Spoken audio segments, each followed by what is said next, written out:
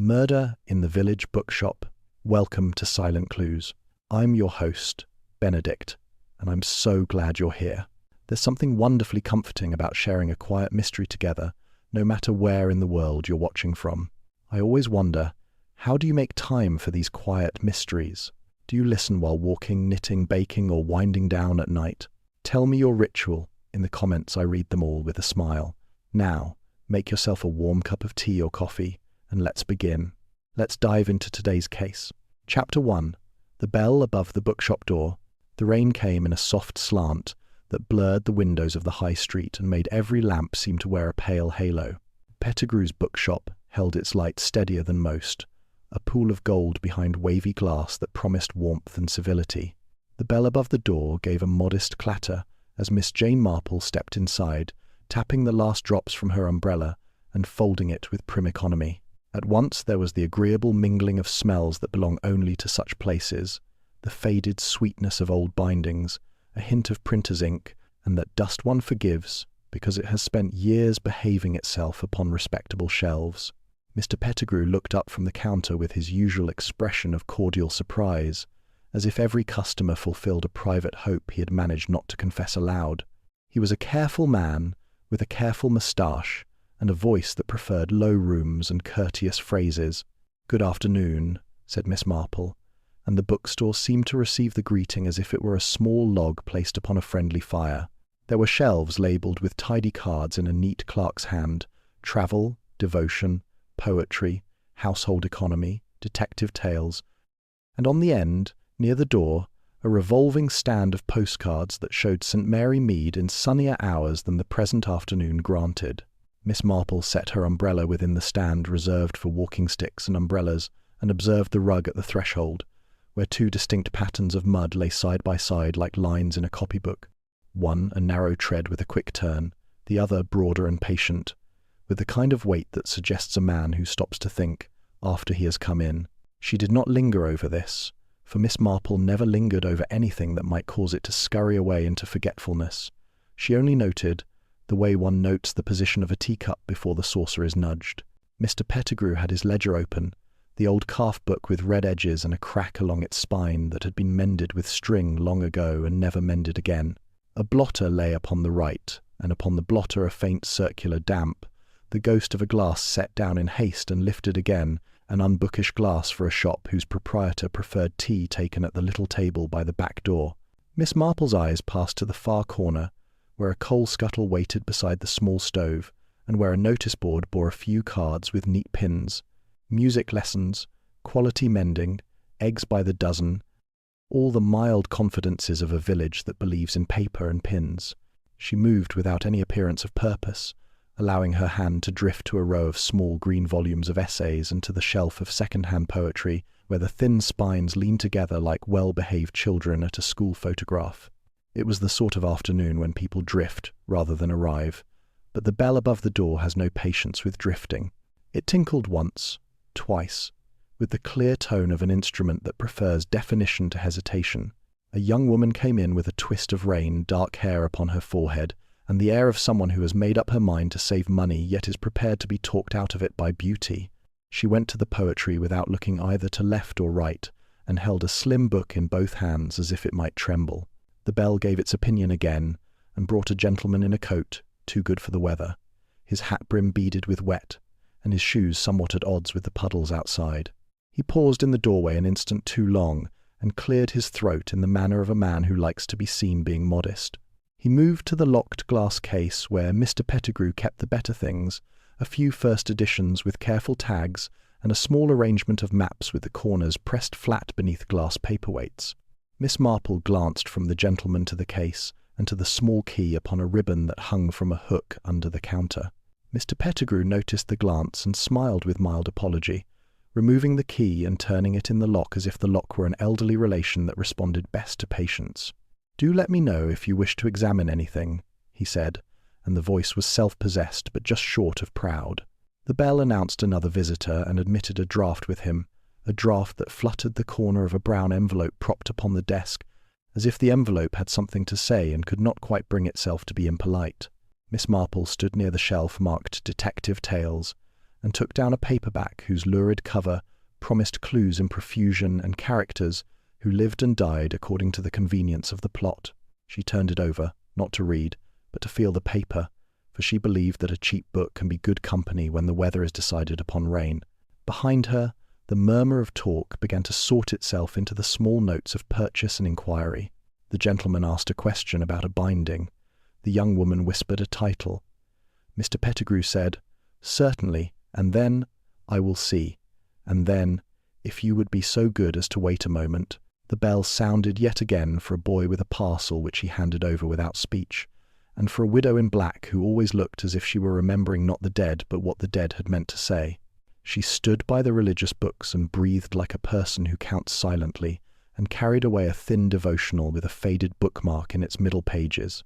Miss Marple had not moved far, which was just as well, because stillness tempts secrets to settle where they can be seen. She noticed that the ledger had been turned a page without a pen moving, which is unusual in a small shop upon a wet day, when every coin is a help, and every entry an occasion for a neat line.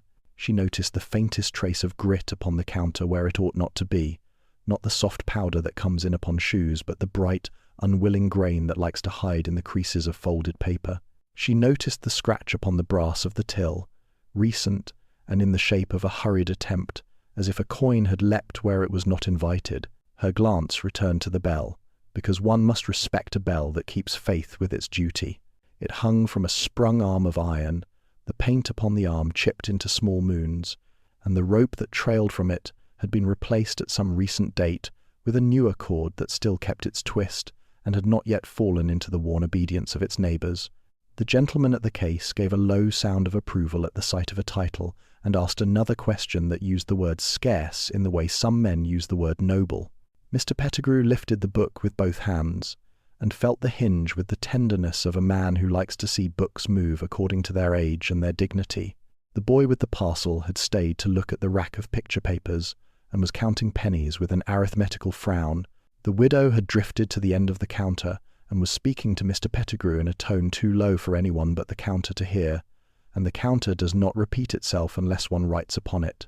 Miss Marple took another book and made a small tour of the shop that began in household economy and ended at travel, which is the way of many lives and not only of bookish afternoons. She admired a little volume of gardening notes with pencil marks that belonged clearly to someone who believed in a good plan and a sharp spade. She read a sentence at random about the necessity of pruning, and the sentence sat down comfortably beside three separate thoughts in Miss Marple's mind, and made friends with them.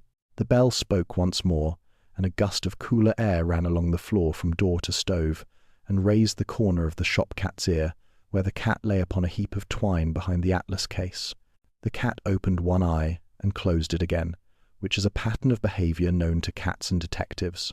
The gentleman took out a card from his case, and put it upon the glass for Mr. Pettigrew to see. There was something of theatre in the way he did it, and an expectation that applause would follow, which it did not. Mr. Pettigrew inclined his head and replied with calm politeness, and Miss Marple could not help noticing that his fingers tightened almost imperceptibly upon the edge of the book he held, as if the book had suddenly become a hand to be gripped, rather than a thing to be sold. A clock somewhere toward the back struck 4 in a tone that had tried to be punctual and had succeeded. Outside, the gutters muttered, and a motor car hissed its way past the door and was gone, as if water had borrowed an engine for the afternoon. Miss Marple chose a seat upon the small wooden chair near the postcards, and took out her knitting, because knitting has the advantage that it looks like inattention and is nothing of the kind. She counted stitches, and listened without appearing to listen, which is a habit with its own sort of moral, for one hears less nonsense when hands are busy. From time to time the bell offered a remark on the comings and goings, and Miss Marple discovered that the sound had a subtle variance according to the manner in which the door was used.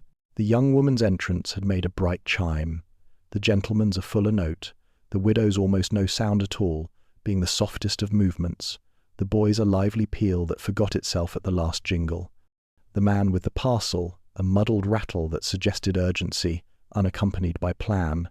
Presently Mr. Pettigrew wrote a few lines in the ledger, and blotted them with unnecessary care, which is a form of thinking in ink. He looked at the brown envelope again, and slid it beneath the blotter, and Miss Marple saw that his mouth set a degree tighter, not much, yet enough, for a woman who has watched a great many mouths at their business, to be certain. She had no wish to hurry anything in the world except the making of tea when there are visitors. She therefore rose with a pleasant smile and asked whether there might be a copy of a certain detective tale by a certain author whose villains are often fools without knowing it. Mr. Pettigrew brightened and promised to fetch it from the storeroom, and was gone through the curtain with the awkward grace of a man who remembers at the last moment that a curtain prefers to be parted rather than pushed. The shop settled in his brief absence, the way a pond settles when the frog has found his stone. The gentleman peered into the glass and breathed upon it by accident and wiped the breath away with a sleeve, as if he were ashamed of having breathed. The young woman found a page and let it lift her with a softness in her face that was not far from happiness. The boy spent his pennies and looked richer for having fewer. The widow moved to the door and paused with her hand upon the latch, as if listening to something that did not come from the street. Miss Marple had returned to her knitting and to the bell, which raised its little head and regarded the door with the patient curiosity of a creature that knows its life will be spent reporting what happens to other people. Mr. Pettigrew came back with the book and a small wrapped parcel that he put under the counter with an air of cheerful secrecy, which is the best kind. He laid the detective tale upon the wood and smiled his modest smile and spoke the agreeable nonsense that belongs to the sale of pleasant trifles on a wet day, and Miss Marple thanked him with equal nonsense and thought with equal seriousness. The afternoon passed from rain to drizzle, and the street beyond the window softened itself to a dim canal of reflections. Miss Marple closed her bag, rose, and reached for her umbrella with the same deliberate care with which she had set it down. Her eye took one last round of the room the way a housewife takes one last round of a table before the guests are called. She saw the ledger, now shut with its string crossed twice rather than once, the brown envelope, no longer beneath the blotter but standing upright in the pigeonhole where unpaid accounts sit like small reproaches, the gentleman at the case, who had failed to be persuaded and had succeeded in persuading himself that he had not minded, the young woman at the poetry, who had found something and kept it, the widow at the door, who had learned to pause, the boy, who had spent wisely, and the bell, which would say what it had to say whenever asked. She stepped out, and the bell gave its little cry, and the rain decided to become a mist rather than a fall, which suited the evening better and would please the hedges. Miss Marple drew her coat closer and took the lane toward her cottage, and the sound of the bell went with her for a few paces, bright and prim, and knowing, as if it had seen the smallest thing that mattered, and was not disposed to forget it. Chapter 2. A quiet afternoon among shelves. By the next afternoon, the rain had forgotten its quarrel with the sky, and the street lay clean and grey like a new slate. Pettigrew's bookshop kept its lamps at the same thoughtful level as before, and the bell was brisk without being busy. Miss Jane Marple came in with a smile that belonged to no one in particular and to everyone at once. She offered Mr. Pettigrew a quiet greeting, and laid her umbrella in the stand with the mild air of one who's returned to a room where the conversation had never quite finished. There was no crowd, only that agreeable drift of villagers who bring with them the ordinary reasons that are never only ordinary. A young man stood at the glass case and tilted his head to read the small labels, his dark hair tidy, and his coat good enough to show ambition without yet rewarding it. He asked in a careful tone whether Mr. Pettigrew had any early impressions of Keats, or perhaps something by Dickens before fame found him. He smiled while he asked it, yet his eyes moved with the alertness of a bird that distrusts hedges, and Miss Marple thought him the sort who has learned to prepare a story for every occasion. Near the poetry shelves, the widow in black had returned, and was turning pages with a reverent slowness that nevertheless managed to conceal a search. She lingered over slim volumes and looked more at the spines than at the lines within, which is curious behaviour in a woman who knows her hymns by heart. By the door the vicar had come in for sermon references, and stood with one finger in a book of essays and another in a concordance, as if truth could be held steady by the right grip. He nodded to Miss Marple and said that there was comfort in good indexing, which Miss Marple agreed is a form of kindness to the vague-minded. Mr. Pettigrew moved among them, obliging but watchful, with that small crease between the brows that sits on men who have recently counted their takings twice. The ledger lay open upon the counter, its string unknotted, and beside it the brown envelope had retreated to a lower pigeonhole, as if preferring privacy to duty. Miss Marple chose her little chair near the postcard stand and produced her knitting, which is to conversation what a saucer is to a cup. She set her needles to their soft rhythm and let the shop compose itself around her. The bell chimed, now and then with the gentle authority of a schoolroom clock, and each chime drew in a portion of village life. Mrs. Price Ridley looked in and looked out again, having found nothing to complain of at a glance. Young Alice from the dairy came to ask for a book of household hints, and blushed when the widow looked up, as if knowledge about scrubbing could ever be immodest. There are silences that are empty, and silences that are full, and Pettigrew's had the latter, the sort that holds the rustle of pages and the small evaluations of minds that take their time. The young man spoke again, and employed the word provenance with care, pronouncing each syllable as if it might slip if not attended to. He inquired about signatures and dedications and the fate of dust wrappers in a house with coal fires. Mr. Pettigrew answered warmly, and yet with caution, and drew from the case a modest treasure, an early printing of a novel that had lately become fashionable again. The young man asked to see the flyleaf and handled the book as if it were a pact, and Miss Marple thought that he had learned somewhere the exact pressure that persuades without appearing to press. The widow drifted from poetry to biography, and back to poetry like a clock with two hands, and once she lifted a small blue volume and held it against the light, not to read, but to look for something that print cannot conceal. Miss Marple saw that Mr. Pettigrew noticed and that he did not speak, which told her that he preferred to watch before asking questions that might make answers shrink. The vicar approached the counter with his chosen book, and a cheerful remark about sinners who quote the poets to excuse their misdemeanours. Mr. Pettigrew wrapped the book in brown paper and tied it with string that made a neat cross, and he wrote the sale in his ledger with a flourish too large for the sum, which is a habit with men who have been scolded by numbers. There was a small interruption when a delivery boy brought a parcel and set it down with the cheerfulness of youth that is paid by the errand rather than the hour. Mr. Pettigrew signed for it, tucked it under the counter, and said he would sort it later, which in shop language means as soon as eyes are not upon one. Miss Marple watched the bell cord sway a little after the door had closed, and thought about the difference between a shop that is merely busy and one that is expectant. The young man returned the early printing to the counter with a regretful smile, and asked whether there might be a list of new acquisitions he could check from time to time. He gave a name and an address written with an elegant hand that did not match his inexpensive pen, and Miss Marple tucked away that small dissonance where other small dissonances already waited. The widow had chosen nothing, and yet was reluctant to leave, and at last she asked for a book of poems by a minor poet no one ever minded, and she was very precise that the copy she had seen last week would do best. She described a crease on the cover and a slightly loosened page, and a faint mark near the imprint that might have been a shadow rather than a stain. Miss Marple knew that such exactness is rare unless the object is a vessel for something more than words.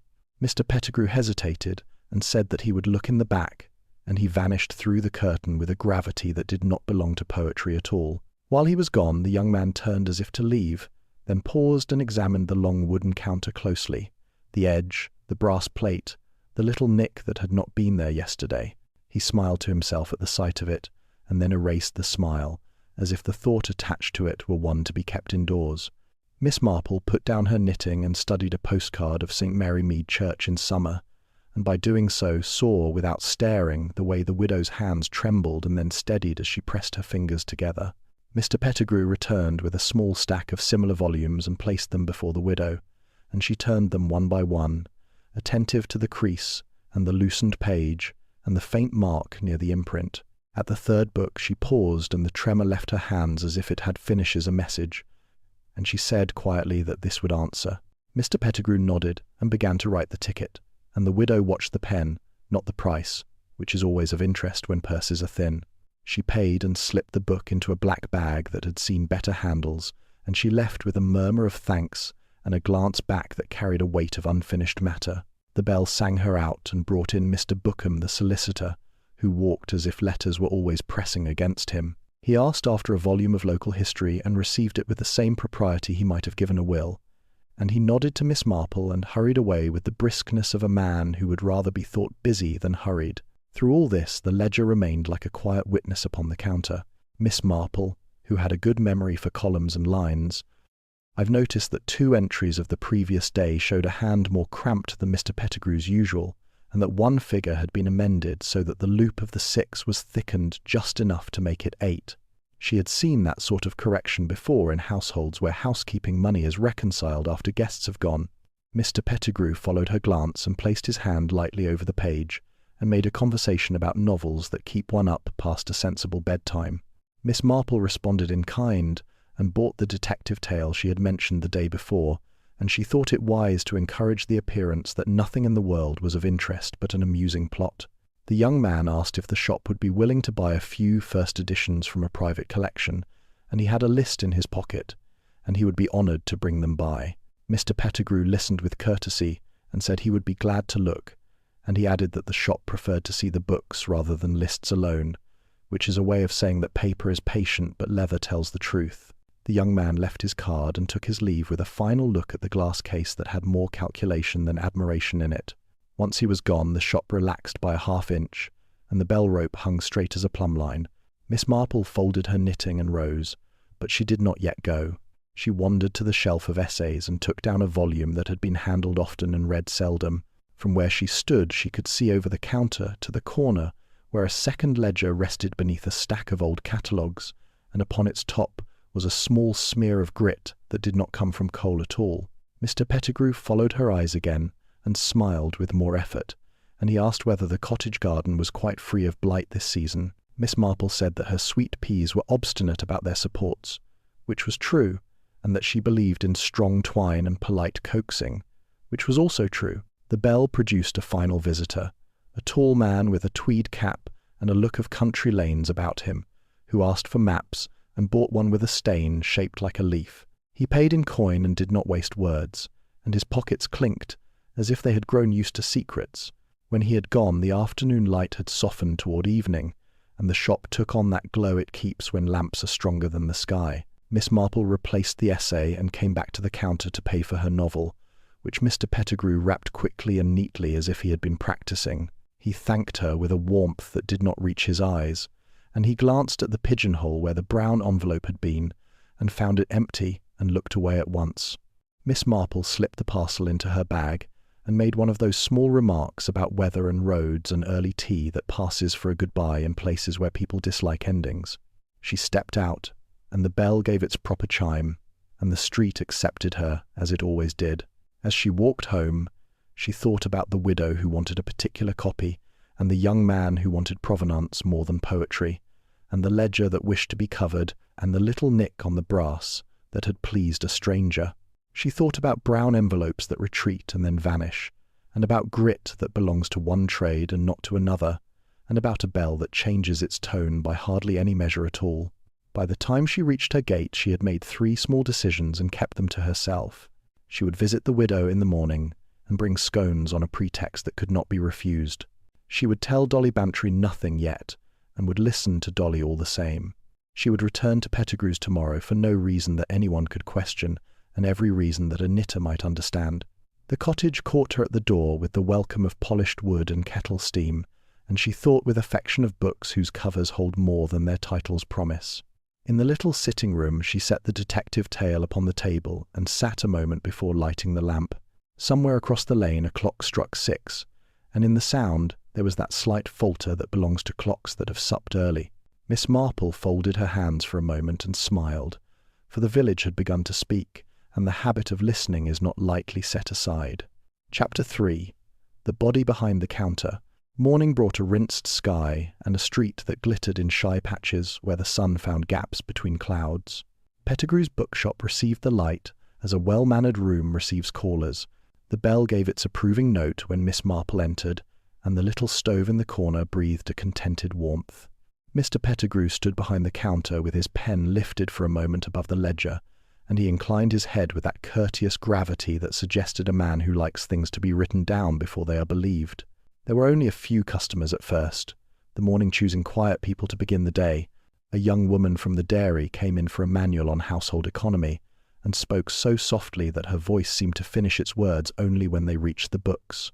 A clerkish young man, with careful hair and a coat too thin for prudence, asked to see the glass case again, and inquired after a list of recent acquisitions.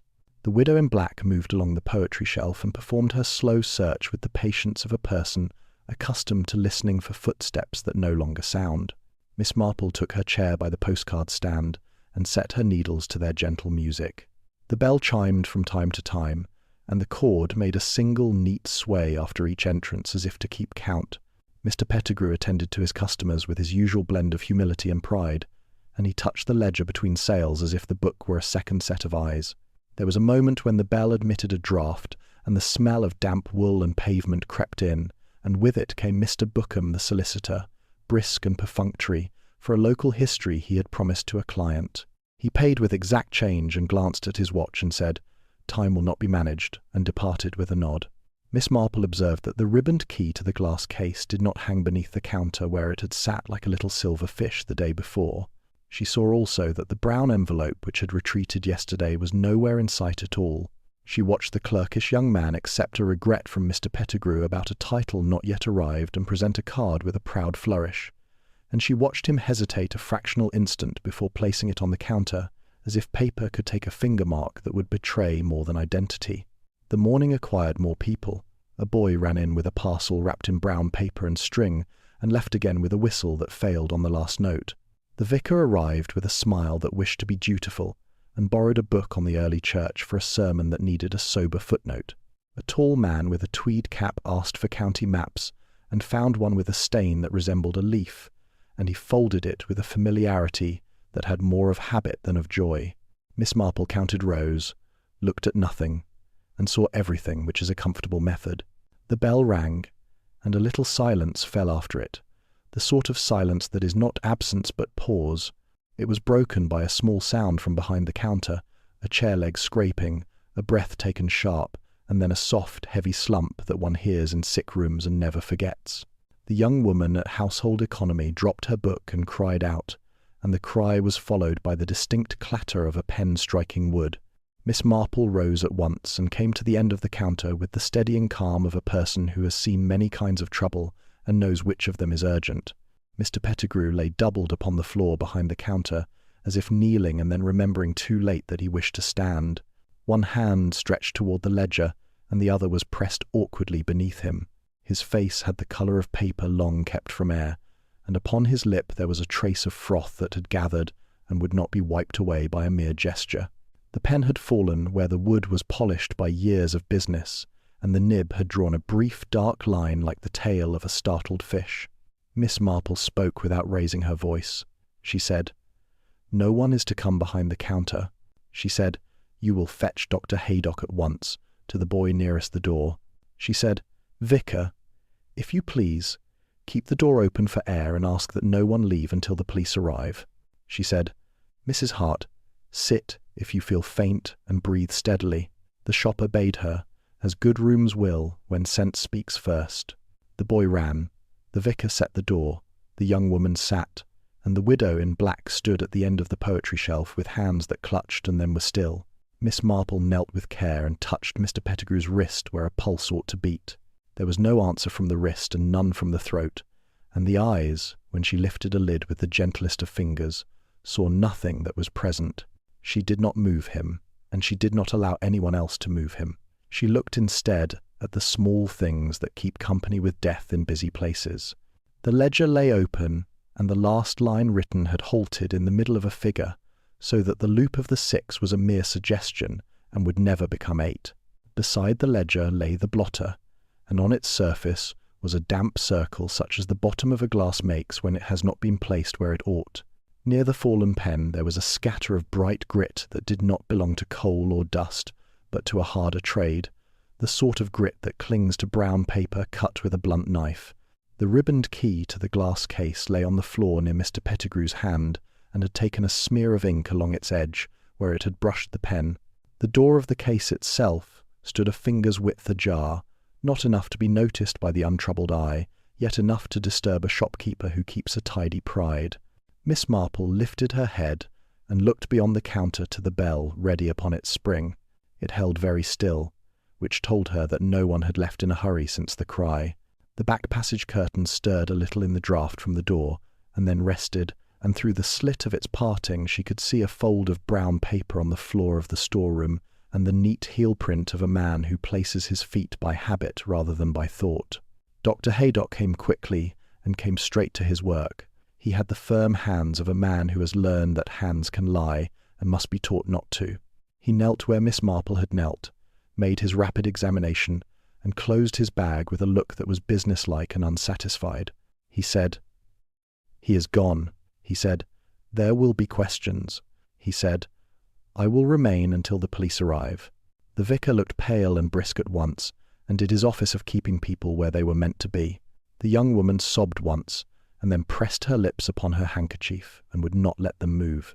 The clerkish young man had stepped back 2 paces when the cry came, and now stood with his card case in his hand, as if it had grown there. His eyes had the watchfulness of a creature that survives by speed, and yet his feet did not move. The widow in black folded her hands and bowed her head, and then lifted it with a look of intention that she hid at once behind the proper sorrow of the moment. Inspector Slack arrived with a stride that announced authority and a jaw that disliked nonsense. He spoke briefly with Dr. Haydock, cast an appraising glance at Miss Marple that took in her smallness and discounted it, and then stepped behind the counter after taking the precaution to note where his own feet fell. He looked at the body without his face changing, and at the ledger with a scowl that was not for the dead but for the living who keep poor books. He said, "No one is to leave until I have names and addresses." He said, "I will trouble you as little as possible and as much as necessary." He said, "Doctor, you will remain." He requested statements in a tone that did not invite style. He was thorough with the counter and the floor and the door of the glass case. He took the ribboned key up between finger and thumb and asked when it had last been hung upon its nail, and no one could be certain. He examined the damp circle on the blotter, and the fallen pen, and the bright grit that did not care whom it betrayed. He asked about a brown envelope, and Mr. Pettigrew's face changed, not at all because it could not, and yet everyone else present altered by some small degree that told a story to a person who reads such things. Miss Marple said nothing until she was asked, and when she was asked she said only what she had seen and did not colour it with opinion. Inspector Slack listened, and made a note in a hand that marched. He did not like supposition on an empty stomach, and said so, which was his way of admitting the presence of mystery without according it respect. He asked each person where they had been at the moment of the cry, and what they had had in their hands, and whether they had noticed anyone touch the counter. The answers came like beads on a string. The vicar had been near the door with a book of the early church, and had set it down at once when he heard the sound. The young woman had been by household economy, and had cried out, and had touched nothing else. The clerkish young man had stood at the glass case, and had not been given leave to open it, and had therefore not done so. The widow in black had been at poetry, and had not moved until told to sit, which she had not done because she did not trust chairs. Mr. Bookham had already gone, and would be found at his office where papers go to breed. The tall man with the cap had left 15 minutes before by the clock on the wall, and had taken his map with him as maps ought to be taken. Inspector Slack nodded, and did not nod, which is to say he heard what was said and what was not said. He sent a constable for the clerkish young man's card, and accepted it with an expression that meant the card would be examined by persons who notice ink. He covered the body, and set a man at the back passage, and closed the glass case, and hung the ribboned key upon its nail as a reminder to himself of what was ordinary before it became important. He told the room that they might sit if they needed, and that they must not talk, and that he would come to each in turn. Miss Marple sat and took up her knitting because hands that are accustomed to work are calmer when allowed to continue. She knitted a few rows and watched a few faces, and thought about the shape of the damp circle and the tail of the ink line, and the way grit travels where it has no business to travel. She thought of a brown envelope that wished to be private, and of a ledger that had been corrected yesterday by a timid figure, and of a glass case that did not care to stand ajar. She thought of the bell that had kept its own counsel, and of a curtain that had stirred and then gone still. Presently, the statements were taken, and names written down in that marching hand. Dr. Haydock spoke to Inspector Slack in a low voice, and received a grave nod. The body would be taken presently, and the shop would be locked for the day, and the village would have its story ready before tea. Miss Marple stood, and went to the counter when she was allowed, and looked once more at the open ledger. On the last line before the pen had fallen was a name that had been begun and left incomplete, the first 3 letters firm, and the rest a faint suggestion, as if the hand had remembered too late that it could not finish. It was not the name of any person in the room, yet it belonged to someone who had been present often enough to be familiar. She did not speak it aloud because names can be like matches, quick to flame and careless about what they catch. Inspector Slack thanked her with a politeness that had learned to be professional. He said, "I shall call at your cottage if I have need." She inclined her head and made her way to the door, and the bell gave its clear note for her as it had for happier errands.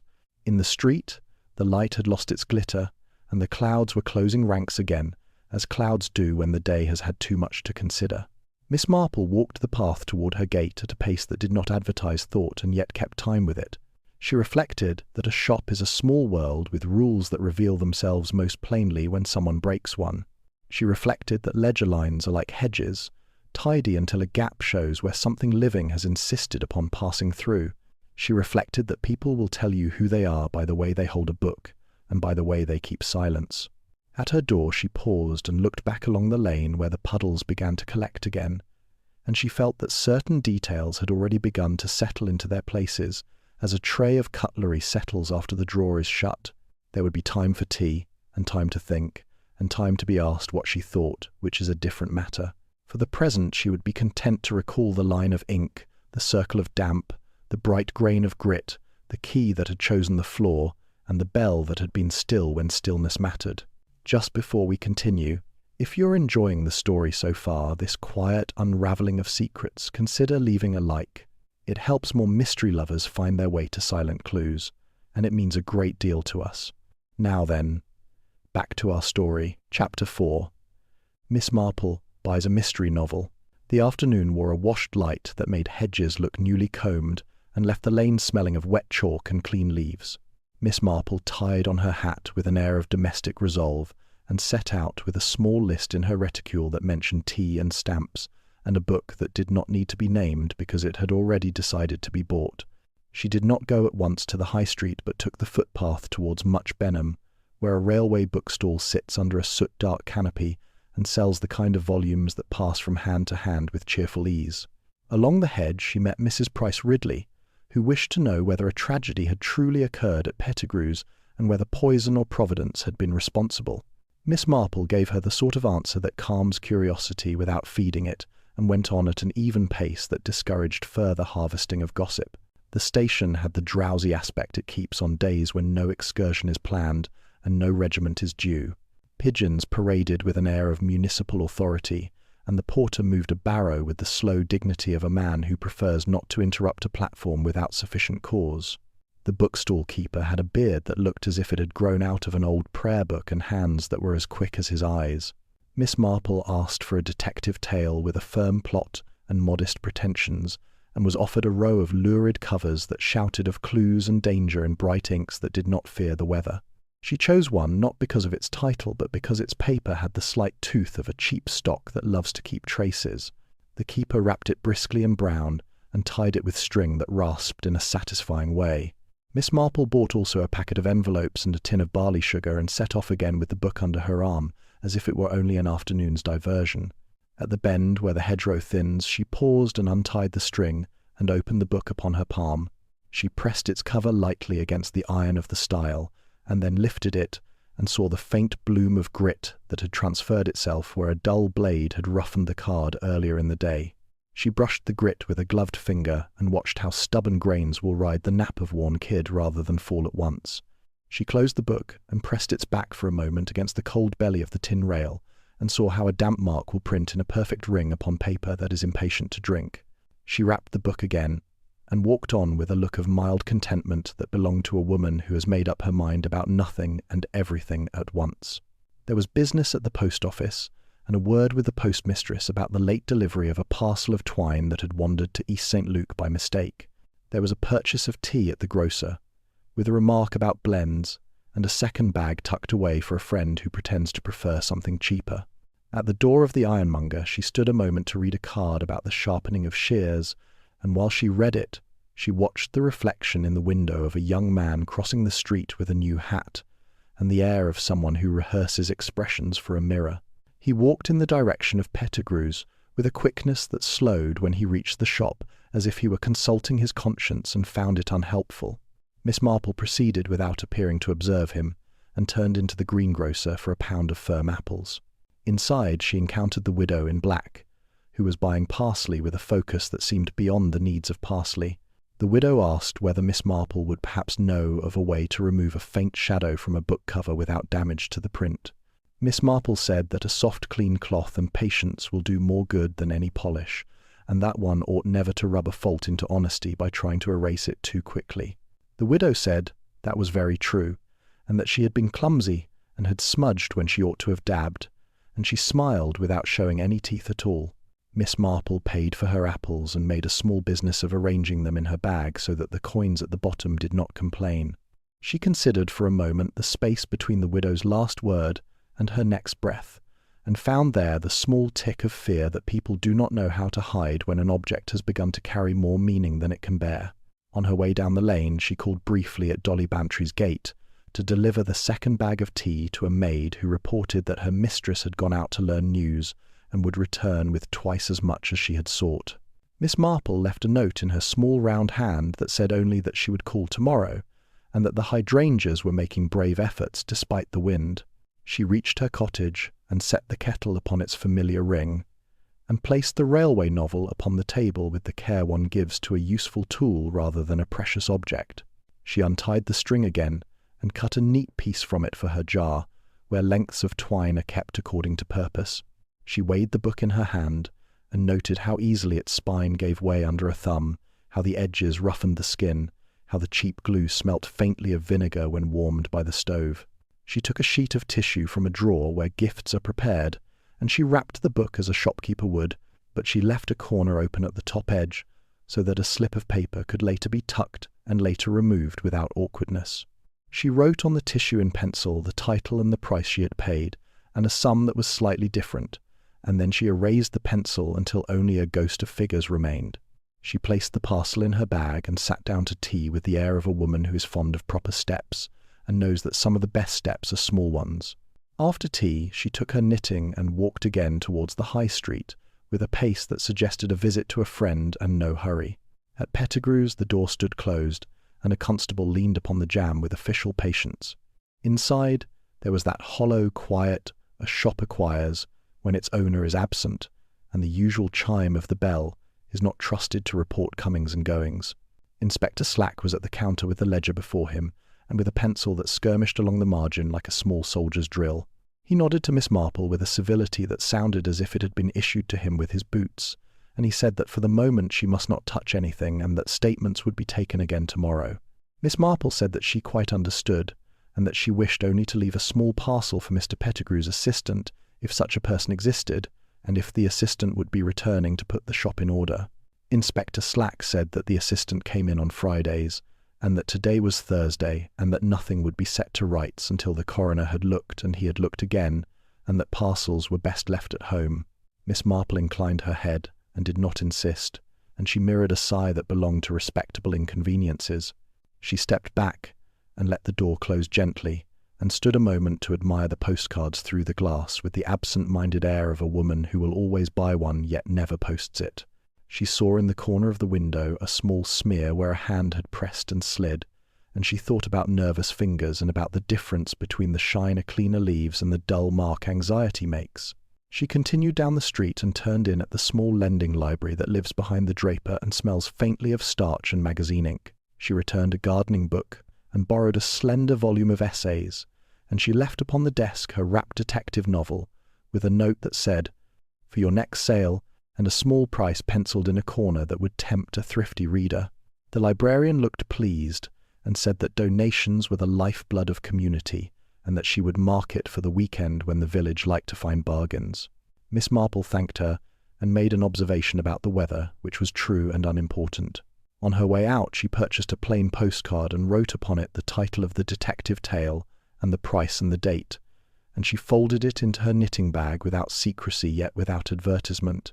She walked home by the longer way that crosses the green and passes the blacksmith, where sparks show like small stars, even before evening begins. At the green, she met the vicar, who reported that he had spoken comfort to 3 different versions of the same story, and that none of them was quite the truth. Miss Marple said that truth is sometimes like the pudding at harvest supper, arrived at only after the courses that prepare it, and he said that he would remember that for Sunday. She went on and thought of the widow, and of her question about shadows, and of the young man with the new hat, and of the rough paper that keeps the memory of every surface it has met. She thought of the ring of damp on a blotter, and of the bright grit shaken where it did not belong, and of the ribboned key that had fallen where it wished to be noticed. She let the pattern of these things drift into the weaving of an ordinary evening, a kettle beginning to sing, a cat waking itself for no reason at all, a clock shrugging itself into punctuality. She wrapped the spare apples in tissue, and wrote the name of the widow upon the top sheet, and set the parcel near the door for the morning. She folded her knitting, and put away the jar of saved string, and placed on her tray the postcard she had written and the pencil she had used. She took from her bag the lending library ticket, stamped for Saturday, and she noted with mild satisfaction how the librarian's careful hand had written the detective title in capital letters that would be easy to read when someone asked which novels were new on the table. She set the ticket under the paperweight shaped like a robin that keeps order on her small desk, and she smiled at the bird's brave breast. Later, by lamplight, she read 2 chapters of the essays and half a page of an old sermon, and then closed both with her habit of not warning endings before they come. When she blew out the lamp, the cottage settled, and the lane gave a small sigh, and the night accepted her arrangements. In the stillness, the railway novel lived quietly in another room, in another building, and waited for a thrifty hand, and for a glance from someone who had handled too many parcels in too much haste. Miss Marple slept with the serenity of a woman who knows that tomorrow will ask for attention, and that attention is a gentle craft. In her sleep, the bell above Pettigrew's door chimed once, and then was still, and the faintest ring of water widened and vanished upon a blotter that no longer needed to be blotted. Chapter 5. Inspector Slack reads the ledger. Inspector Slack preferred tables to tales and figures to feelings, and the police station at Much Benham suited him because it smelt of floor polish and pencil shavings rather than drama. On the long desk lay Mr. Pettigrew's ledger under a sheet of brown paper that had been folded with official severity. A constable stood by with the deferential gloom of a man who expects mischief in columns and finds it. Dr. Haydock had gone, promising a report that would satisfy no one until it was seconded by handcuffs. Miss Marple sat a little to one side with her gloves in her lap, and her face composed to the expression that makes policemen underestimate grandmothers. Inspector Slack lifted the brown paper and turned the ledger so that the binding faced him squarely, as if he had taken the measure of an adversary. He said that good ledgers do not lie, they only repeat the lies that men tell them. The first pages were tidy enough, a neat procession of dates, titles, prices, and initials that could have been taught to school children as an example of thrift. Then, as the weeks grew closer to the present, small disturbances appeared, a figure thickened here, a date corrected there, a sale entered twice, and then crossed out with a virtuous firmness that excused nothing. He tapped a line with his pencil, and the pencil made a sound like a nail upon a small coffin. He asked the constable to read the stock-book against the ledger, and the constable obeyed with the slow prudence of a man counting china. The first discrepancy came at once, and had the innocence of a clerk's mistake. The second wore the slyness of intention. By the fifth, Inspector Slack's mouth had become a straight wire, and the pencil point had been resharpened twice without reason. There was a page where the ink grew pale across 3 entries and then darkened again, and the paper there felt new among its elders, as if the book had swallowed a thin graft and was still learning to live with it. Inspector Slack held the leaf to the light, and saw the faintest shadow of a stitch where none should be. He did not smile because he disliked giving satisfaction, even to himself. He took from the constable a small envelope of scraps gathered from the counter after the body had been lifted. He shook upon the desk a few bright grains that clung to the creases of the paper, like guilty thoughts. He rubbed one between finger and thumb, and felt the hardness of a grit used by men who cut brown paper with a blade that has known too many parcels. He compared the grains to a smear upon the ledger margin, where a damp circle had dried and fixed a little of the world to the page for good. Miss Marple said that paper says more than voices when it has had a drink at the wrong moment. Inspector Slack said that she was very good at remarks. He turned to the day before the death and placed his finger upon a corrected price for a modest book of travel that had no business growing dearer by 2 shillings after it had been sold. He traced with his nail the fattened loop of a 6 that had been coaxed into an 8 with indecent hopefulness. He took up the stock book and found that the travel book was still listed as present, though the ledger had dismissed it. He said that thieves with pens tire their ink faster than honest men. Miss Marple agreed that deceit soils its own sleeves. Inspector Slack asked for the invoices and receipts from the last month, and the constable produced a portfolio that made him cough with dust. There were orders from wholesalers, and notes from private sellers, and one letter on paper with an elegant crest, offering a first edition at a price that was modest enough to be suspicious. The date had been amended from Tuesday to Thursday in a hand that imitated Mr. Pettigrew's, without quite catching his habit of crossing the T like a prudent swordsman. Inspector Slack slipped the letter into a fresh envelope and wrote upon it 2 words that meant he would not forget it. He turned another page and found the column for the glass case, its contents carefully listed, a small museum with tags and pride. Opposite, one neat entry, was a name that had been begun and smudged and begun again, so that the letters wore the look of a person who has come into a room twice to avoid being remarked. He read aloud the words, "Early Impression," and then he read more softly the name Keats, and he did not look at Miss Marple when he did so. He said that a village does not house many buyers for such things, without advertising it in whispers. He asked the constable for the statements taken yesterday, and he read them with his jaw set like a hinge that dislikes movement. The widow had bought a minor poet, and been precise about her copy. The young man had asked about provenance, and supplied a card whose address was a lodging-house that owed its roof to prayer and economies. The vicar had paid with exactness and left with punctuality. Mr. Bookham had gone back to his files where respectable irregularities grow heavy and demand cabinets. The tall man with the cap had bought a map and had pockets that spoke in coin. Inspector Slack closed the statements and looked again at the ledger. He saw a faint outline where the brown envelope had rested and then been moved, for paper leaves the memory of its weight behind when hurried hands disturb it. He saw that the entries for private purchases had been kept on a separate page, as if respectability could be fenced with an extra ruling. He saw also that the page was a replacement, and that the stitching had been cut and done again with thread that did not match. He called for the loan book, in which Mr. Pettigrew recorded advances given to village readers who forgot purses and remembered kindness. There he found a name that was not in the ledger at all, and beside it a penciled figure that had been rubbed until it hovered like a small wether. He said that omissions offend him more than lies. Miss Marple asked in her mild way whether the glass case had ever been robbed, and he replied that thieves prefer rooms with easy doors and careless men. She said that some men are careful until someone asks them to be kinder than their habits allow. He did not answer that and turned instead to the final page of the ledger, where yesterday's date showed in a firm hand, and the last entry with its interrupted name lay like a step that had been missed. He spelt the 3 letters and glanced up to see if they woke recognition in anyone present. The constable's gaze slid to the window as if the weather had just turned. Miss Marple folded her gloves and said nothing at all. Inspector Slack went briskly to the telephone and rang 2 numbers with the certainty of a man who keeps a short list of authority. He asked that the lodging-house be visited and that the name on the card be confirmed or contradicted without delay. He asked also that Mr. Bookham present himself with the files of a certain estate in which a sale of books had been proposed and then postponed, because postponements are often the cousins of theft. He came back and stood by the ledger as if guarding a confession. He told Miss Marple that in his view Mr. Pettigrew had grown too ready to amend his books, and that someone had encouraged that readiness for their own gain.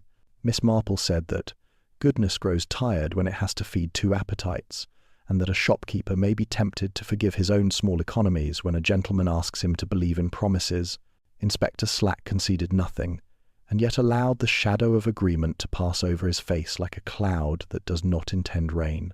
A constable tapped and brought in a thin man with a worried hat, who proved to be Mr. Pettigrew's Friday assistant, a timid youth with an honest gaze and the habit of apologizing to cupboards when he walked into them.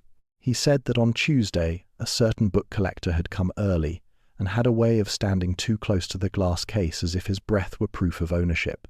He said also that Mr. Pettigrew had sent him with a parcel to the vicarage that afternoon, and had been much pleased to be rid of him for half an hour, which is not the way kind employers speak at all. Inspector Slack asked whether the assistant had ever seen the ledger unstitched and restitched, and the youth looked stricken and said that he had once found the old string in the waste bin and had saved it because good string is good string, and he produced from his pocket a short length of precisely the wrong colour to match the new thread. Inspector Slack took the string with care, and the youth's apology with impatience, and dismissed him to sit in the corridor and remember anything else that might be useful. He then drew from his coat the card left by the young man with the elegant hand, and read out the name with a dryness that wore his scepticism like a collar. He said that men who bring cards to village shops are either harmless or very much not, and that he had seldom found a middle course. Miss Marple asked whether he had noticed that the smear upon the window at Pettigrew's was the height of a man who leans his left hand when he looks behind him, and that men who trust their right hand to do the delicate work often forget what the left has told the glass. Inspector Slack regarded her as one might regard a teapot that has given excellent advice, and then resumed being a teapot. He said that he would be obliged if she kept her observations for him, and not for the ladies at tea. She replied that ladies at tea are more discreet than policemen suppose. The telephone rang, and the constable answered and passed it with the clumsy pride of a man who bears news.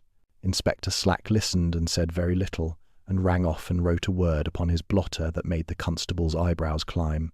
He said that the lodging-house address belonged to 3 names, all of them genuine, and none of them the young man's. He said also that the landlady remembered a hat with a new band, and a coat whose lining had once been another man's pride. He placed the ledger flat, and set upon it the envelope of grit, and beside that the short piece of old string. He arranged them as a man arranges counters before the last moves of a game he expects to win by patience. He told Miss Marple that he meant to go through every entry of the last fortnight and compare it with the stock-book, and with the memory of anyone in the village who had a better head for titles than the law is accustomed to consult. He added that blunders leave footprints that do not know how to disguise themselves, and that he had the morning to spare for chasing them. Miss Marple said that if he found he needed a head for titles he might employ hers at no charge, and that she would be at home mending a cardigan that had decided to resist its buttons. Inspector Slack shut the ledger with a thud that sounded like virtue and wrote on a sheet of paper 3 names in a column that pleased him by its severity. Above the names he wrote the word motive, and under them he wrote the word opportunity, and then he drew a line so straight that it might have been made by a ruler. He looked up at Miss Marple and said that he did not mind amateurs, if they remembered that he was not one. Miss Marple smiled and rose with that primness that manages to be friendly and distant at once. She left the station with her gloves on her hand, rather than her hands in her gloves, and she walked toward the High Street with a small air of having achieved nothing and being content with it. On the way, she passed the lending library, and saw through the glass that the Saturday table had been arranged ahead of time with a tidy row of temptations. On the top lay a detective tale wrapped in tissue, with a penciled price modest enough to startle a bargain hunter. A woman stood near it and did not touch it, and then touched it and did not pick it up. Miss Marple went by without hesitation and turned the corner toward home. She thought about the young man with the new hat who had rehearsed his expressions, and about the widow who had rehearsed her composure. She thought about the page grafted into a ledger, and about string kept for its goodness, and about the way a left hand betrays a right hand to clean glass. She decided that the village would talk its fill by tea time, and that by Sunday every one of the 3 names on Inspector Slack's paper would have been supplied with an anecdote proving guilt and another proving innocence. She smiled to herself because neither anecdote would matter when the proper page fell open under the proper finger at the proper moment. Chapter 6.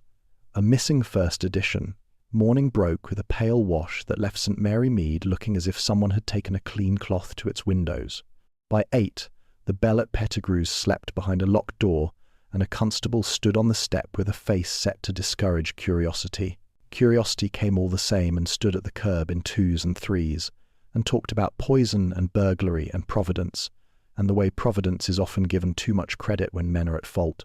Miss Marple went by with a small basket and a smaller nod, and continued to the baker for a loaf that would forgive butter. Her way back took her past the station, where Inspector Slack had already made the room square with his presence, and the ledger square with his gaze. He had the assistant seated with a list upon his knees, and the stock-book open at the page that names the glass case with the gravity of a church register. "Have you all of them?" he asked.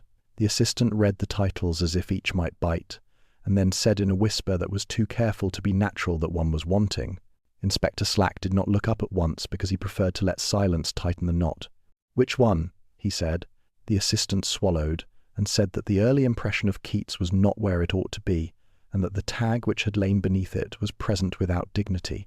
Inspector Slack rose and went himself, and returned, with the little rectangle of card in his hand, and placed it on the blotter as if it were a calling card from a rude visitor.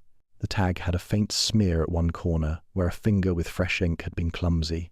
He set beside it a few bright grains from the envelope of grit, and their small glitter was impertinent on official wood. He said that men who cut paper in haste leave trails like untidy mice. Word went down the high street faster than the mail van, and turned the first edition into a legend before noon. By one, the vicar had been told that the book was worth a small farm, or a large quarrel according to the teller. Mrs. Price Ridley announced that a London gang had been seen at the Blue Boar, ordering mineral water with an air of conspiracy. Dolly Bantry sent a note to Miss Marple that said only that tea would be improved by scandal, and that 4 would be better than 3, which meant there was already a guest. Miss Marple folded the note under the jar that holds her saved twine, and put on her hat and went first to Mr. Bookham. Mr. Bookham liked his importance to be respected in small coins rather than a single large payment, and Miss Marple obliged him by admiring his cabinets. She observed that book sales from local estates were apt to stir the dust of sentiment as well as the dust of attics. Mr. Bookham agreed, and said that Mr. Pettigrew had been engaged to advise on the disposal of a modest library after the death of a gentleman who had lived carefully and read extravagantly. He added that a collector from town had sniffed about and written with a hand that had studied copperplate in its youth and intrigue in its maturity. Miss Marple said that collectors often confuse affection with appetite, and that books do not thrive under such confusion. Mr. Bookham frowned in a way that meant he regretted having said as much as he had said, and retreated to phrases of no consequence. Miss Marple took her leave with gratitude that sounded sincere, and was so in part. She crossed to the lending library, where the Saturday table had been assembled early out of impatience to please. Her detective tale lay where she had seen it yesterday, wrapped in tissue that announced thrift rather than generosity. The librarian had propped a small card with a neat price that invited decision without strain. A young man stood before the table and read the card, and then did not read it, and then set his gloved finger on the edge of the tissue and moved it 1/4 of an inch as if measuring the paper for courage. He looked up and saw Miss Marple, and removed his hand with the fleeting smile of a person who tells himself that no one has noticed what everyone has noticed. He said that he was seeking something lighter than history and more serious than romance, and that he admired the library for keeping both in good order. Miss Marple replied that some light books are honest and some heavy books are not, and that weight is no measure of truth. He made a small bow and left with nothing in his hand and a calculation in his eye. The librarian whispered that gentlemen who ask for nothing make her more uneasy than those who ask for too much. Miss Marple agreed that want without a name is often the hungrier. She bought a postcard that showed the green in summer, and wrote upon it the hour of Dolly's tea and slipped it into her bag, as if she had a habit of writing reminders to herself when her memory is quite sound. Outside, the air had taken on that bright chill that makes hedges look severe. She turned toward the cottage of the widow in black, and stopped at the gate with her parcel of apples in her arm. The widow opened the door at once, as if she had been listening to the hinge. She thanked Miss Marple with care, and said that kindness is improved by the trouble it takes, and that the apples would be stewed for a neighbour who had no teeth and a sweet nature. Miss Marple sat in the small parlour, and noted that a book lay on the table with a square of clean linen folded upon it, as if books required napkins. The widow did not move the linen, and did not offer the book for admiration, and did not speak of poetry, though she had liked to speak of it in shops where such liking is supposed to be natural. She asked instead whether Miss Marple had heard that a valuable volume was missing, and whether such things bring curses with them as well as profit. Miss Marple said that curses are fond of people who expect them, and that profit prefers quiet rooms and unfortunate men. The widow looked at the linen that covered the book and said that some pages are too fragile to be exposed to air and dust and reckless advice. Miss Marple agreed and rose after a decent interval, and left with invitations given and accepted that were equally unlikely to be kept. From the widow she went to the shop, where the ironmonger sells rope and nails, and the sort of useful things that never learn to look decorative. She asked to see the heavy brown paper used for parcels that must hold their shape in rain, and the man brought a roll that smelt of gum and warehouse light. She rubbed her gloved thumb along an edge and felt the familiar rasp that leaves bright grains upon desks and ledgers and hearts that wish to be tidy. She bought a yard and said that it would do for lining a drawer, and he wrapped it with a generosity of string that made her smile. At 4, she presented herself at Gossington Hall and found Dolly in full command of a tea table that aspired to be dinner before dusk. There was a cousin present who had learned to shape gossip into paragraphs, and who declared at once that the missing book must have held money, since no one would risk so much fuss for mere paper. Dolly said that collectors are a madness by themselves, and that the village once had a man who sold a cow to buy a stamp, and that men who sell cows for stamps will kill for rhymes. Miss Marple drank her tea and let the words flutter, because words that flutter will settle if left alone. When the fluttering stopped, there remained a few small facts that were not facts to anyone who dislikes details. A gentleman with a new hat had been seen on the road from Market Basing yesterday at an hour that did not belong to business. A cart from the station had delivered a crate to Pettigrew's 2 days before, and the crate had been returned empty, and with a broken slat that showed a scratch of blue paint on the inside rather than the outside, which is the wrong side for most scratches. A child had picked up a ribbon near the shop door and had tied it to the tail of a kite, and the ribbon had ink upon it that had kissed the child's fingers and made his mother pronounce judgment on books as a whole. Dolly concluded that the first edition had disappeared by magic and would return by remorse. Miss Marple said mildly that remorse is slower than desire, and she did not expect it to travel as far as London. Inspector Slack arrived at the hall with the energy of a man who keeps the village moving by refusing to sit. He announced that the glass case had not been forced, and that the lock had been turned by its own key at a time that did not suit honesty. He added that there was a whisper of tissue caught in the hinge, and that the tissue was of the same sort as that used by the lending library for small bargains, and by certain booksellers who prefer thrift to elegance.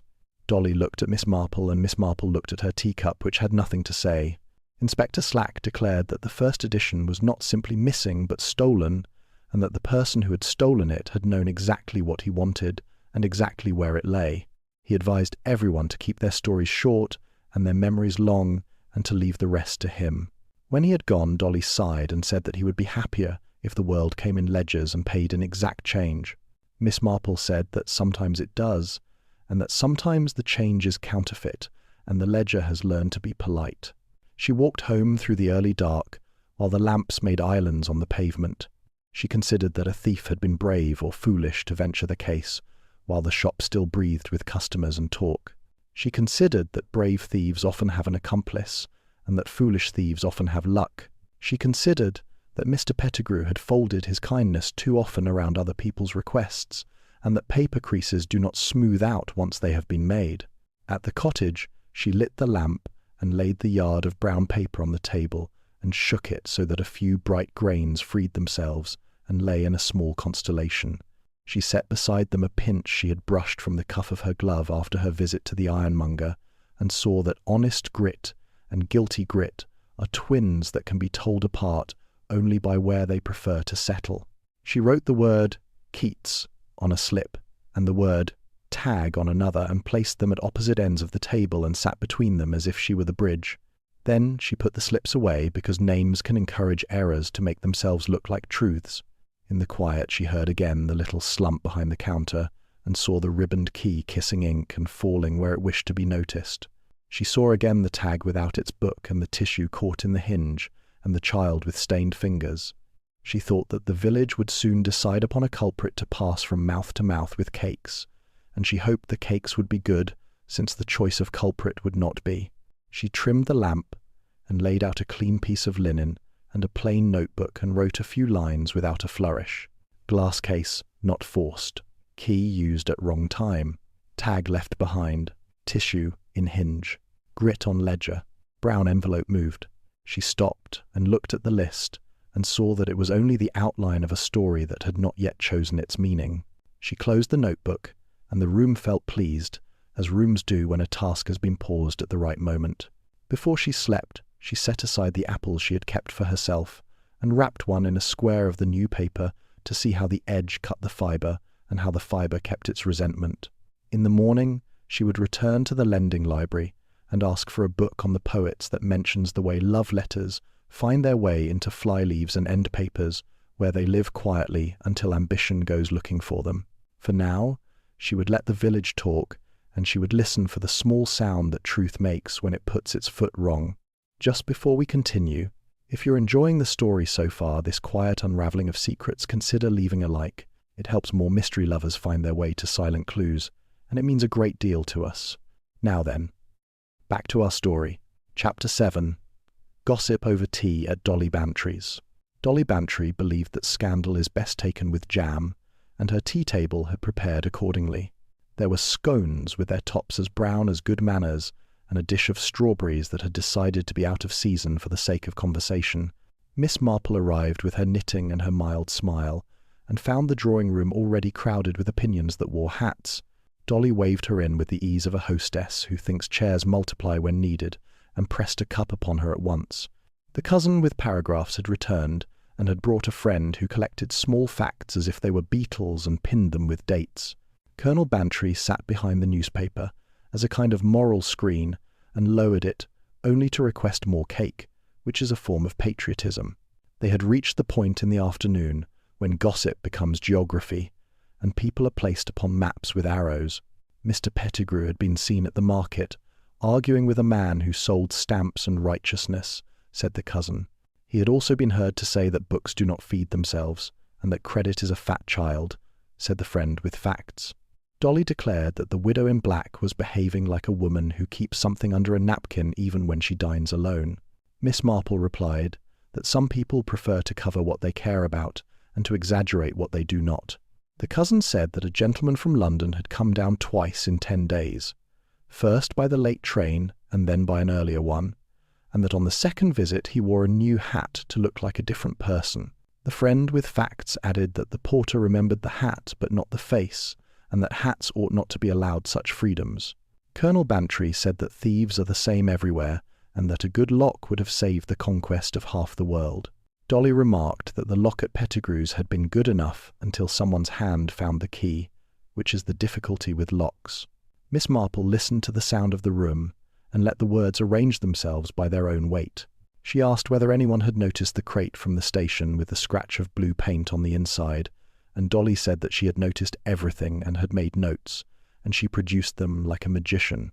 The notes revealed that the crate had arrived on Tuesday, that it had been taken into the back room by the porter and the assistant, that Mr. Pettigrew had paid the carter and closed the door with polite speed, and that the empty crate had been returned within the hour with the wrong scratch in the wrong place.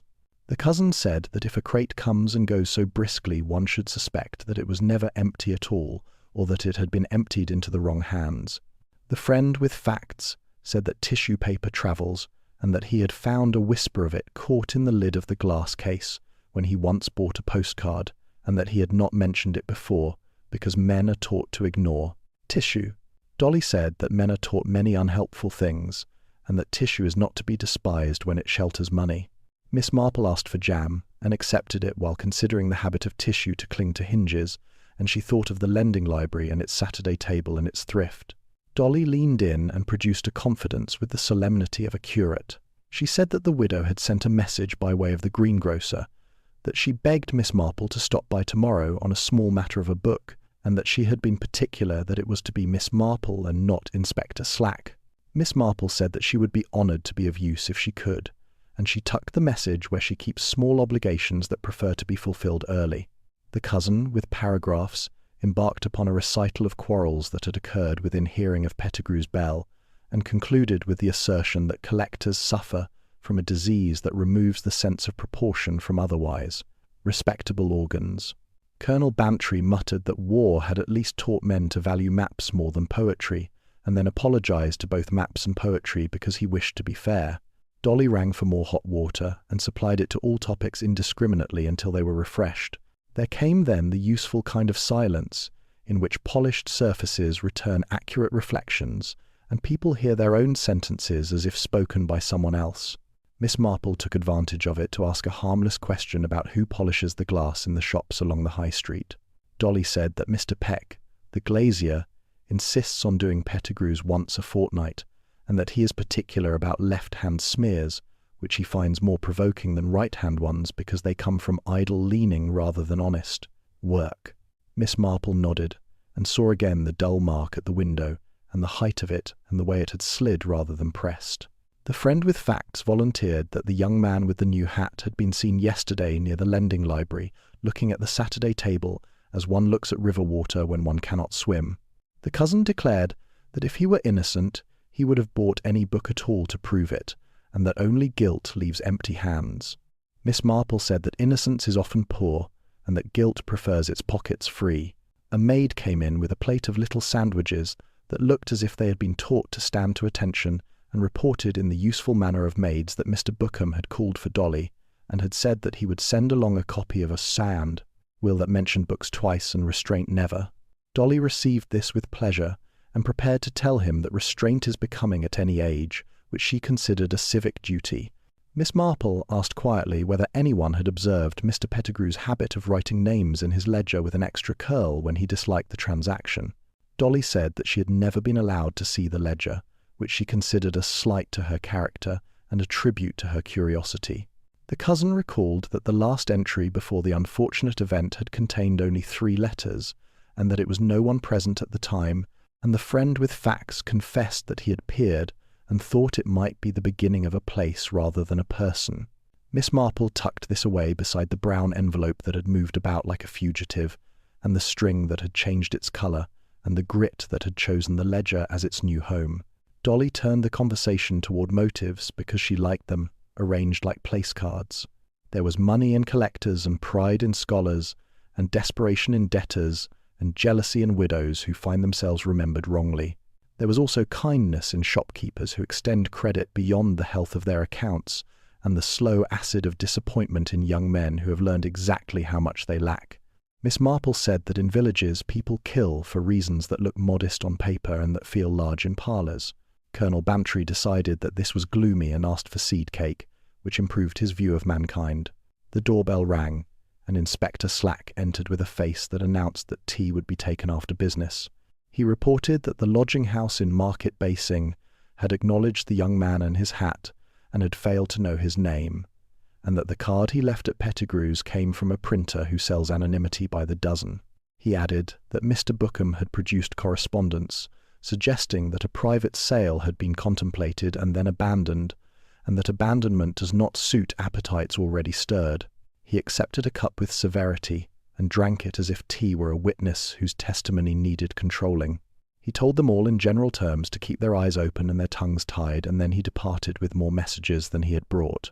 Dolly said that men who dislike tongues are often fond of whistles, and she sent for jam again. When the party thinned, Miss Marple lingered by the fire and let the last remarks settle like leaves in a teacup. She saw in her mind the lending library table with its modest parcels and the tissue that yields a whisper at the slightest pull.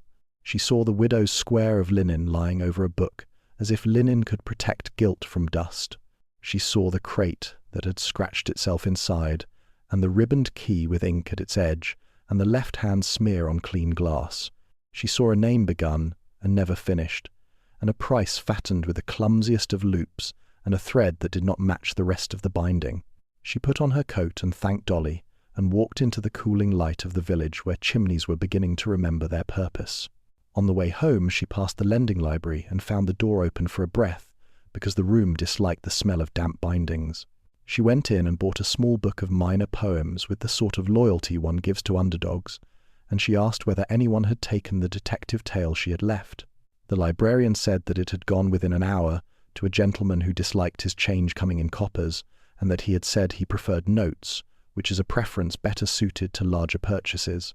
Miss Marple thanked her, and made a note in her head that money can be as revealing in its small habits as in its large ones. At her gate she paused and listened to the evening, which hummed with the industry of kettles and the corrections of blackbirds. She reflected that tomorrow she would take the widow's errand if it came, and that she would be careful to ask for the precise copy without naming it. She reflected that Inspector Slack had his own net out, and that hers would not hinder his if she kept to the shallow water where minnows dart. She reflected that secrets have a way of hiding in paper, and that paper prefers to be believed. Inside the cottage, she set her knitting upon the table, and wrote in her notebook 3 words that pleased her by their order: tea, tissue, tag. She underlined each with a dot rather than a line, because lines are too final. Then she closed the book and laid out her cup and saucer, and listened with quiet satisfaction to the small song the kettle makes when it is almost ready. Chapter 8. The Widow's Strange Request. The morning came thin and clean, and the hedges wore a pale shine that made every leaf behave. A small boy brought a message to Miss Marple with the serious face boys wear when sent upon business by grown women. The widow requested that Miss Marple call at once on a matter concerning a book that had been ordered before Mr. Pettigrew's death. Miss Marple put on her hat and went out with the calm of someone who believes that slow steps hear more than hurried ones. The widow opened her door as if she had been standing behind it, measuring the time with a spoon. She had made tea and had not poured it, and she had folded a square of linen over a book that lay upon the table as if a book might be susceptible to draughts. She said with careful politeness that Mr. Pettigrew had promised to set aside a certain volume for her, and that she had paid a small deposit upon it, and that now the police were in the way, and the matter would not wait because it involved a promise made to her late husband. Miss Marple listened, and said that promises are not improved by haste. The widow said that she quite understood, and then asked that Miss Marple speak to Inspector Slack and obtain permission to reclaim the order from the storeroom where such things were kept by Mr. Pettigrew in boxes tied with string. She produced a half ticket with a number in Mr. Pettigrew's hand, and the words, "To be called for," written in pencil that had smudged along one edge as if it had been pressed by anxious fingers. She added that the book was a small selection of poems by a minor author, and that it was most important that she receive not only the title, but the very copy Mr. Pettigrew had shown her last week. She described it precisely. There was a crease across the top corner of the flyleaf. There was a page near the middle that had loosened and then been pressed back again so that it whispered when turned. There was a faint shadow near the imprint at the back, where a printer's tiny fault had made a pale halo. Miss Marple asked, gently, why that copy and no other would do. The widow lifted her chin, as people do when truth sits in the room, but chooses the far chair. She said that her husband had once marked such a copy, and that it would comfort her to have it unchanged. Miss Marple accepted the reason, as one accepts flowers from a garden where the path has been weeded a little too fiercely. She said that she would speak to Inspector Slack at once, and would do only what was proper. At the station, Inspector Slack listened, with arms folded like shutters.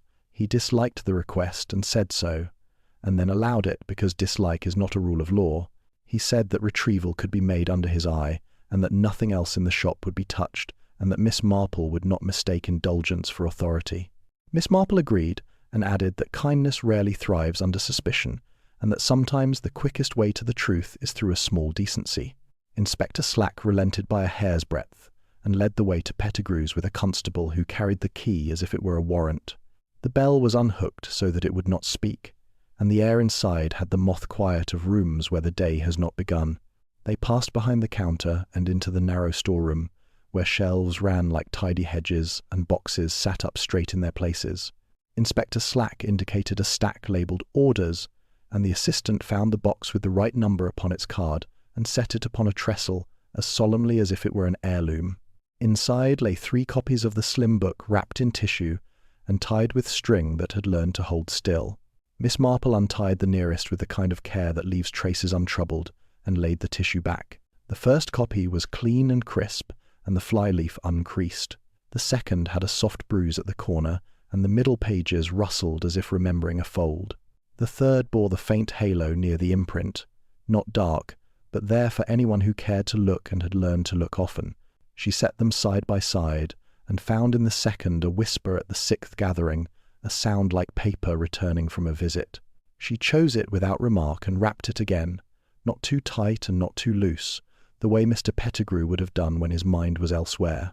Inspector Slack watched her with the air of a man who plans to disagree, and finds that the occasion fails to present itself. He wrote a note on his blotter pad authorizing the release of the specific copy, and he marked the ticket with his initials as if they could impart virtue.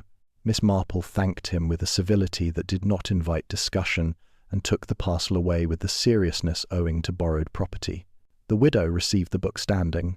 She did not ask Miss Marple in, but accepted the parcel at the threshold and pressed it to her breast in a gesture that belonged to something heavier than paper. She said that Miss Marple had been a true friend, and that she would say prayers for her, and that God is not indifferent to women who keep faith. Miss Marple said that God has a good memory for small receipts and large ones too. The widow moved to close the door, and Miss Marple asked whether she might sit a moment and read a single verse from the book that had meant comfort to many. The widow hesitated, and then refused with an apology that did not trouble to disguise itself. She said that the poem she needed would not be improved by company, and that grief prefers to begin alone. Miss Marple inclined her head, and stepped back and spoke a wish for peace, and walked away at a pace that gave her time to think. She did not go straight home. She walked to the lending library and asked for another copy of the same poems if one could be had. The librarian produced a battered volume that had done time in many pockets, and Miss Marple leafed to the middle and listened with her fingertips. This one did not whisper. She asked for a second and then a third, and found that cheap glue misbehaves according to weather, not according to plot. She thanked the librarian and left behind a coin for book tape, and went out into the small wind that had come to tidy the afternoon. At the ironmonger, she bought a packet of drawing pins and asked about the paper used by shops for wrapping. He produced a roll and cut a narrow strip, and she folded it twice and set it aside to see whether bright grit would show when it was shaken. On her way along the high street, she paused at Pettigrew's window and looked at the dull smear that still marked the pane. It sat at the height of a man who leans with his left hand and looks over his right shoulder to see who watches his right hand. At home, she made tea and wrote 3 neat lines in her small notebook. Half ticket torn along old fold. Insistence upon a copy with 3 faults that cannot be counterfeited quickly. Refusal of company at the first reading. She set the notebook aside and took out a thin bone folder from a drawer where she keeps small tools that have earned their place. She took a book of her own and pressed a fly leaf and listened to the faint give it makes when paste has not fully married paper to paper. She thought about Mr. Pettigrew's careful habits and about the box labelled orders where the copies had been nestling like eggs. She thought about how men with secrets often tuck them into the most ordinary folds, and how women with grief sometimes make a ritual of the very details that hide the secret from their own eyes. In the evening she went round to Dolly with a jar of jam she had promised, and mentioned that the widow had her book at last. Dolly said that the village would sleep better for knowing that one small thing had been put right, and then asked why Miss Marple was not quite satisfied. Miss Marple said that when people ask for a precise copy, they usually want something exact about the past or something exact about the present. Dolly asked which this was, and Miss Marple said that she did not yet know and that it would be unkind to guess. She went home by way of the green, where the first chill had crept up behind the hedges and taken the colour from the grass in thin stripes. She sat by her lamp and opened the notebook again and added a 4th line. If there is a message, it will sit where permanence looks like accident. She closed the book and took up her knitting and let the evening make its own case. On the table, the strip of brown paper lay folded, and a few bright grains had travelled to the wood as if they preferred a polished home. Miss Marple brushed them into her palm and laid them beside a pinch she had kept from Pettigrew's counter, and the two were alike in nature and unlike in placement. She smiled because likeness and unlikeness are relations that tell tales to those who listen. She slept well and rose early with a plan that would offend no one and trouble the truth just enough to make it speak. She would call upon the widow tomorrow with a small errand of kindness, and if kindness were refused, she would know that grief had learned a new language. Chapter 9. A note pressed between the pages. The wind rose in the night and combed the hedges backwards so that morning found them somewhat affronted. Miss Marple took the early walk that lends virtue to tea, and returned to find a slip of paper on her mat that had been written in a neat hand unused to asking favours. The widow requested assistance with a small difficulty, and would be grateful if Miss Marple might call before noon. She added only that it concerned the book, and that she would rather not involve the police just yet.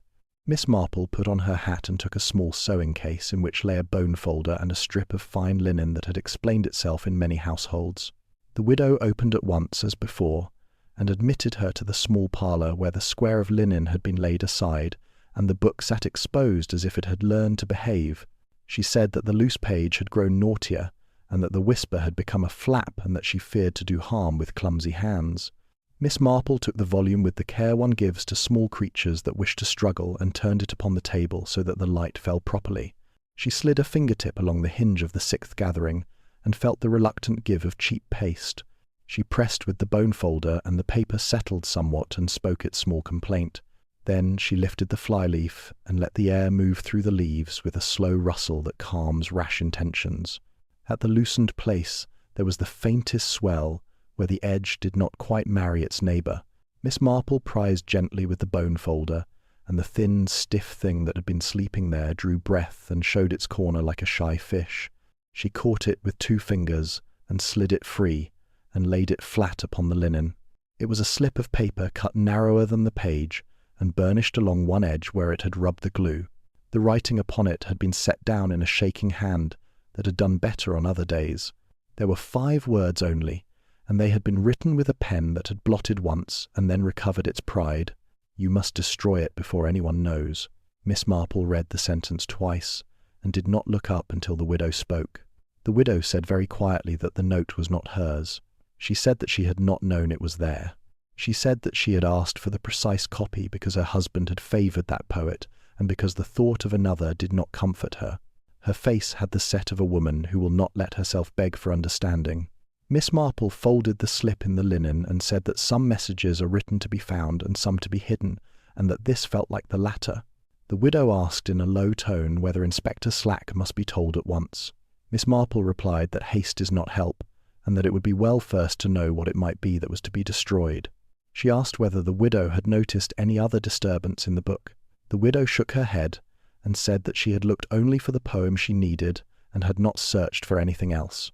Miss Marple turned the leaves again and found at the very back a trace of grit caught in the groove where the cover meets the end paper, a bright grain that did not come from coal and did not belong to poets. She lifted it with the point of a pin and set it beside the note, and her eyes were mild and thoughtful. She asked whether she might keep the slip for an hour and return with it, and the widow, after a pause that measured trust and fear, consented. Miss Marple wrapped the paper in the small linen square and put both into her sewing case as if they were threads and needles. On her way to the door, the widow said that Mr. Pettigrew had once told her that people write down their mistakes because they wish to think of them as transactions rather than sins. Miss Marple said that he had known human nature better than his own safety. She went first to Dolly Bantry because certain friendships belong to the morning, as bread belongs to butter. Dolly listened while the tea brewed itself, and declared that any order to destroy something is an invitation to keep it forever. Miss Marple smiled and agreed, and asked for the loan of Dolly's magnifying glass which had once been given to Colonel Bantry and had been rescued to more practical service. Under the lens, the ink on the slip showed 2 pressures, one steady at the start and the last words heavier, as if the pen had been pressed harder by a hand that wished to finish quickly. The downstrokes of the letters had small hooks such as appear when a pen is old, or when the writer tilts it in impatience. Miss Marple did not say aloud whose hand it might recall to her, but she stored the shape of the word destroy in the cupboard where she kept other shapes. She left Dolly's with the glass in her bag and walked to Pettigrew's, where the constable on duty had learned not to forbid Miss Marple things that Inspector Slack would later allow. Inside the shop the air lay as it had lain yesterday, gently dusty and obstinately decent. Miss Marple went to the counter and examined the blotter with the ring of damp that had become a pale crown. A narrow grit sparkled on its edge, as if it too had wished to be remembered. She compared it to the grain from the widow's end paper and found that both had the same unbookish brightness. She asked the constable whether Inspector Slack might be sent for, and the man went obligingly enough, because life is easier when Miss Marple's errands are not opposed. Inspector Slack arrived with his shoulders set to suspicion, and his eyes taking in more than they admitted. Miss Marple showed him the slip, and his eyebrows made the smallest climb before he lowered them with discipline. He asked where it had been, and she told him, and he grunted that the widow's insistence upon that copy had not been a romantic caprice after all. He read the sentence and tapped the word "it" with his nail. He said that people who write such notes rarely mean to be helpful. Miss Marple agreed and said that the best way to find what is meant by it is to ask who feared that anyone would know. Inspector Slack looked at the glass case, and then at the locked door to the back, and then at the ledger which lay where he had left it like a sullen witness. He asked whether Miss Marple supposed it referred to the first edition. She said mildly that the note had been hidden in a modest book, and that men with large appetites often hide their crumbs where no one looks twice. Inspector Slack permitted himself a tight smile and said that crumbs can be examined for flour. He placed the slip in an envelope and wrote upon it with his marching hand, and then sealed it as if secrecy could be obeyed by gum alone. He said that he would take a statement from the widow, and that he would ask Mr. Bookham which documents had lately passed through Mr. Pettigrew's hands, in case anything paper and dangerous had done so. Miss Marple said that if the widow were startled too roughly, the truth might shy and jump the hedge. Inspector Slack allowed that this could be so, and promised to tread with his heaviest boots in the lightest way he knew. When he had gone, Miss Marple stood a while among the shelves and looked at the gap in the glass case where the tag lay lonely. She thought of the box of orders, and the copies resting like eggs, and of the way anxiety had pressed its damp ring upon a blotter. She thought of the crate with the interior scratch, and of the left hand smear on the window, and of the ribboned key that had kissed ink and fallen. She went to the lending library, and asked the librarian if anyone had inquired this morning after the Saturday table or tried to return a purchase without a ticket. The librarian said that a gentleman had come early, and asked whether a certain detective tale had been set aside for a friend, and that she had told him that bargains do not have friends, they only have buyers. Miss Marple thanked her, and walked the length of the High Street slowly, watching who looked into Pettigrew's window and who did not. At the corner, she saw the young man with the new hat examine his reflection in the draper's glass, and then pretend to be interested in buttons. He counted the buttons and forgot to make his face pleasant, and then remembered and arranged it. Miss Marple went on and found Mr. Peck the glazier wiping a pane outside the grocer with a cloth that had opinions. She asked him what he would say of a smear that slides rather than presses, and he said that it comes from hesitation and floury fingers, and that men who lean their left hands while they work with the right leave them as signposts for fools. She thanked him, and he looked pleased to have contributed to general cleanliness. By afternoon, Inspector Slack sent for her, and she found him at the station with the widow seated straight, backed and pale but unbroken.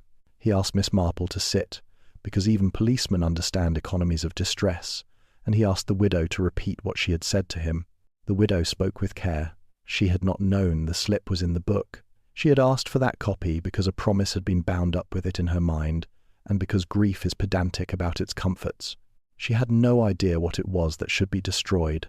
Inspector Slack asked whether her late husband had kept letters in books, and she said that he had kept nothing but receipts in drawers and opinions in his mouth.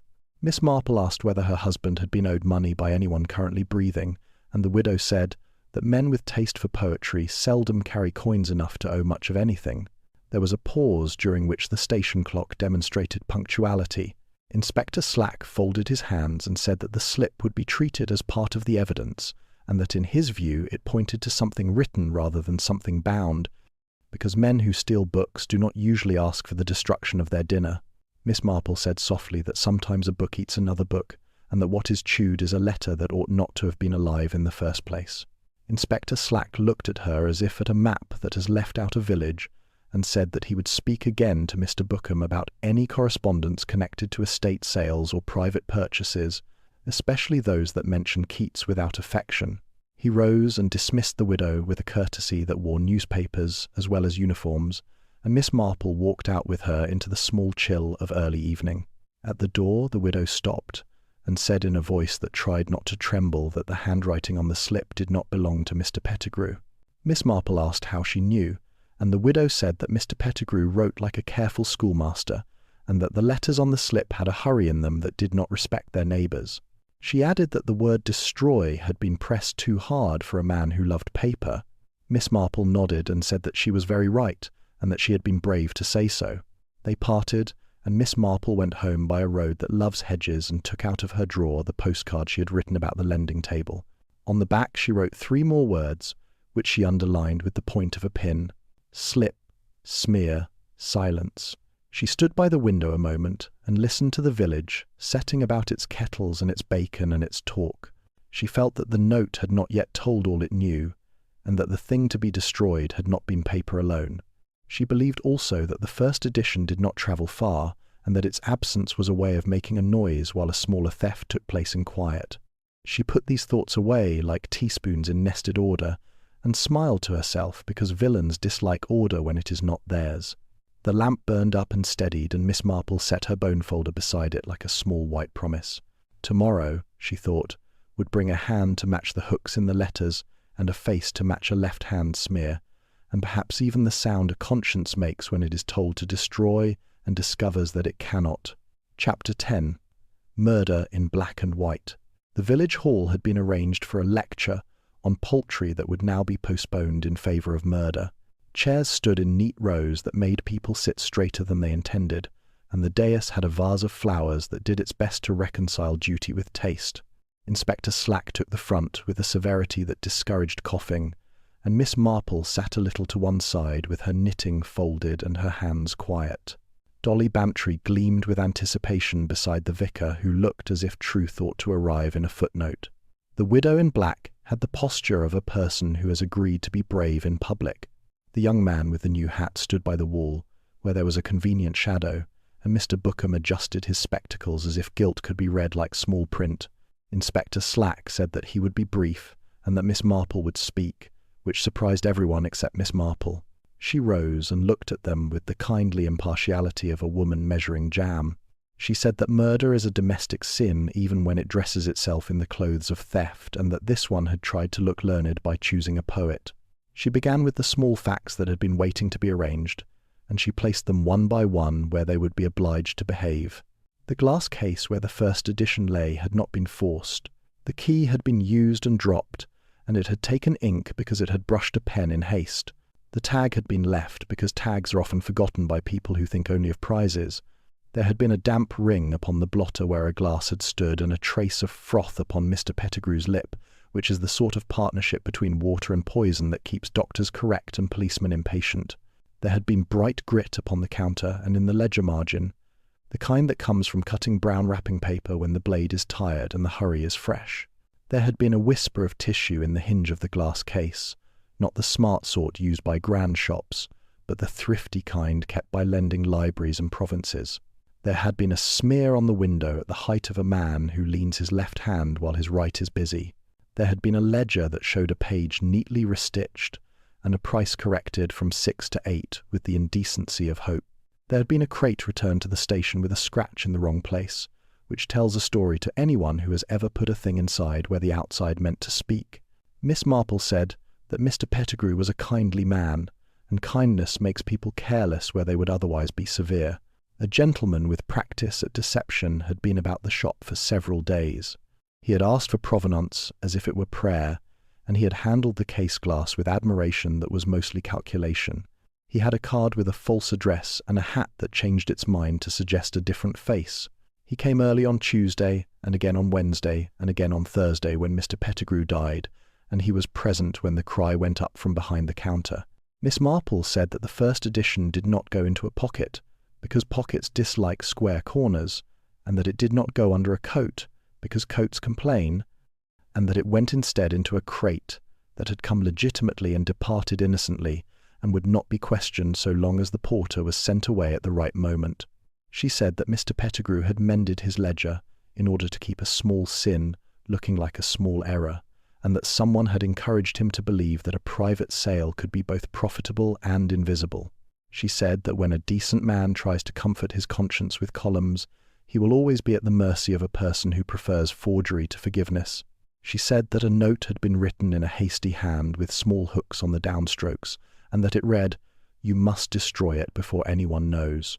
She said that the note had not been written by Mr. Pettigrew, who wrote like a careful schoolmaster, but by someone impatient of paper, who presses too hard and leaves a temper in the strokes. She said that Mr. Pettigrew, being at that moment surrounded by people and trouble, had slipped the note into the only safe place near him that did not belong to the thief, which was a book he meant to set aside for a widow who loves minor poets and exact copies. She said that later the widow, who had been taught to want that very copy, hurried to reclaim it and to keep it out of the police hands, and that her eagerness was real but not hers alone. The widow lifted her head at that, and the room remembered to breathe. Miss Marple went on in her mild voice. Men who intend harm but who prefer other people to carry it will often give them errands that look like devotion. Someone told the widow that the precise copy mattered, and told her so before Mr. Pettigrew died, when there was time to make the errand seem innocent. That someone is the same man who leaned his left hand upon the shop window and watched his right hand use the ribboned key, and who cut brown paper with a blunt blade and shook grit where it did not belong. Miss Marple looked toward the young man by the wall and found him looking back with a smile that still hoped to persuade. She said that one more small fact wished to be heard. Yesterday, a detective novel, wrapped in the thrifty tissue used for village bargains, was placed upon the lending library table. It bore a penciled price and a corner that allowed a slip to be tucked and then removed without hindrance. It went within the hour to a gentleman who disliked his change coming in coppers and who inquired again this morning whether a similar parcel had been set aside for a friend. Miss Marple said that the tissue taken from the hinge of the glass case matches in roughness and fibre the tissue that had wrapped the lending book, and that the habit of using other people's paper is a small vice of men who dislike leaving their own traces. She said also that the ledger's last entry had begun with 3 letters that do not spell a person but a place that is present in every village, and that Mr. Pettigrew's hand had set down lib before the pen dropped, which is as far as library needs to go to be recognized by anyone who sees his books pass between counter and community. She said that the man who hovered at the lending table and who tried to recover parcels without tickets is the man who tried to recover the note hidden in the widow's book, and who could not bear that it had been found and given to the police. Inspector Slack stepped forward then and laid upon the table the envelope that contained the slip. He asked very calmly whether anyone wished to claim it, and to explain why he had asked that it be destroyed. The young man's smile tightened, and the room waited for the theatre of denial. Instead, he made the smallest movement, a quick step toward the envelope with his right hand out and his left hand braced upon the table, and in that moment his body remembered its habits, and everyone else saw them. Inspector Slack's hand came down like a lid, and the constable moved with rural certainty, and the envelope remained exactly where it had been placed. Miss Marple said that eagerness is a poor servant at moments like these, and that black and white do not help men who have relied upon greys. She explained the rest, with the simplicity that suits confession. The note referred to a letter with an elegant crest that had proposed a private sale of the Keats, and set a time that was later amended by a different hand. It also referred to a page that had been stitched into the ledger to provide a shadow of respectability for a book that would never again be present to be counted. The gentleman with the new hat had arranged all this with a practised air. He had used Mr. Pettigrew's kindness and credit and vanity, and had pressed him to hope for profit that would mend his accounts and no one else's. On the afternoon of the death he had returned to complete his theft, and found Mr. Pettigrew more frightened of the police than of poverty, and ready to call the business off. There had been raised voices that kept to polite words, and then the deceitful quiet of a glass of water offered and taken. The ring on the blotter told that part of the story, and the doctor told the rest. When he saw Mr. Pettigrew fall, the gentleman had relocked the glass case, dropped the key, and left the tag by mistake because haste is clumsy, and he had leaned to look through the window to make sure the lane was clear, and his left hand had told the pane what his right had been doing. Afterwards, he tried to recover the one thing that could put his scheme into words, the note he had written in anger and fear, and he sent the widow to fetch it without telling her what it was. He tried the lending library because he suspected that someone else had learned how he liked his paper and would trap him with the kind he could not resist. He paid in notes because he did not like the sound of coins when he needed silence. Inspector Slack said that the letter with the crest had been traced to a printer in town who supplies honours to men who deserve none, and that the landlady at the lodging-house had now remembered the name on a laundry packet, and that the rest would be taken down in proper order. The young man did not answer Dolly Bantry's very reasonable question about whether poets were worth it. He looked for a moment at the envelope, and then at the door, and then at his hands, which had chosen to betray him long before his tongue did. The constable led him away, and the hall released the breath it had been holding. Inspector Slack thanked Miss Marple with a dryness that meant respect. He said that he disliked libraries being involved in crime, and she agreed that libraries prefer to borrow truth and return it unmarked. The widow came to Miss Marple and said that she had been a fool, and Miss Marple said that grief makes fools of the clever, and then makes them wise again.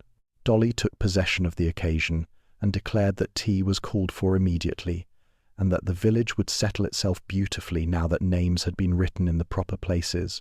Miss Marple sat and allowed herself the luxury of one satisfied sigh, because satisfaction is a thriftier emotion than triumph. She thought of the bell above Pettigrew's door, and how it had kept its counsel when counsel mattered. She thought of the little bright grains that travel with hurry, and of the old string kept because it was good string. She thought of men who lean with the wrong hand, and of women who hide kindness under linen, and of books that swallow messages until the right fingers coax them out. Outside, the sky had decided upon fair, and the hedges had forgiven the wind. In black and white, the matter was simple. A man had wanted money and admiration, and had used books to disguise both desires and the village to feed them. A shopkeeper had been tempted to be kinder than his accounts could bear, and had been punished by a person who knew the price of words but not their worth. And a note, 5 words only, had told the truth it tried to hide by the very pressure with which it had been written. Miss Marple took up her knitting and smiled, because stitches, like facts, behave best when they go into their places and are not forced to fit others. Thank you so much for joining us for today's mystery. We're truly glad if you stayed with us all the way to the end. If you enjoyed the story, let us know in the comments. We'd love to hear your thoughts. And if it brought you even a little joy or comfort, consider leaving a like as a small sign of support. It really means a lot. And don't forget to subscribe so you don't miss the next quiet mystery waiting just around the corner. Until next time, stay curious and keep the kettle warm.